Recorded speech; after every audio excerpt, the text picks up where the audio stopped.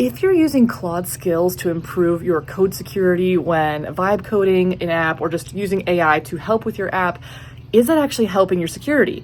That's what I ran an experiment on this past couple weeks. So interestingly enough, I ran an experiment where I had Claude create me a intentionally vulnerable app. So there were 75 documented known vulnerabilities in this app, a variety of vulnerabilities, and it was a Node app. And basically what I did was I had Claude do a security audit.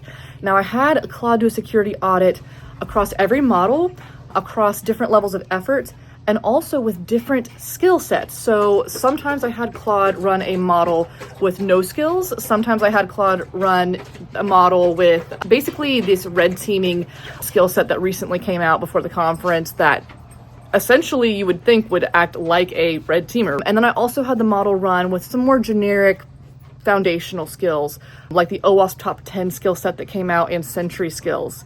And the results are going to surprise you. All right, and let's see what the results said. This is the surprising thing. Looking at this here, right, you can see that this was before Opus 4.8 came out, but we can probably extrapolate these results to 4.8.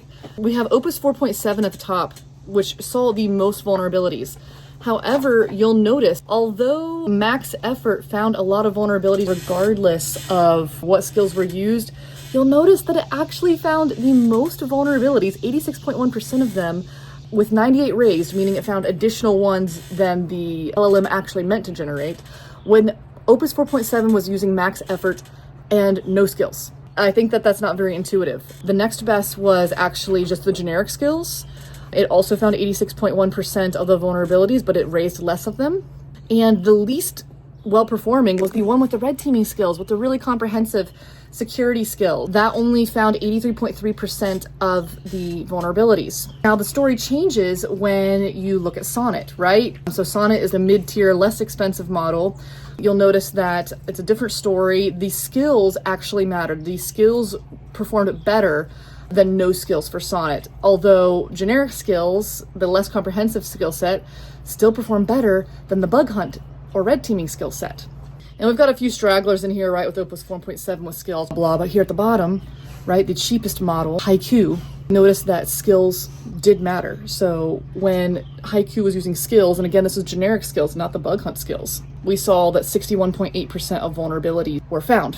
Haiku with no skills, 54%, so that's a pretty big difference. So what is the takeaway here? The takeaway here is that it's not necessarily more skills equals better security. The takeaway is that if you are using a higher powered model like Opus 4.7 or presumably Opus 4.8, you're probably better off not using security skills. So if you have the money and the means to pay for a higher power modeled, you're going to get better security than if you use these skills. Now, if you are stuck with a lower tier model, then use those skills. That is where I think skills showed the most benefit. And it's a way to kind of beef up that lower end model with less capability. There's some other interesting findings in this report. So there were about, I think six vulnerabilities that no model spotted, whether there were skills or not, no matter what effort was used or not. And I'm having those on the screen now, but we have timing attack vulnerable password comparison, session cookie never rotates after privilege change, type juggling or loose equality in the API filter, no reauth for sensitive actions, no integrity check on uploaded files, and no anti-automation on registration. The takeaway with this is that whether you have a high-powered model or whether you're using actual bug hunting skills from red teamers, it's not enough. It's not catching everything. And the root cause of all of these vulnerabilities that weren't found had the same flavor, so to speak. Vulnerabilities that are a matter of what was not done, what was missing from code, was harder for the LLM to find when doing these audits. Pretty interesting, right?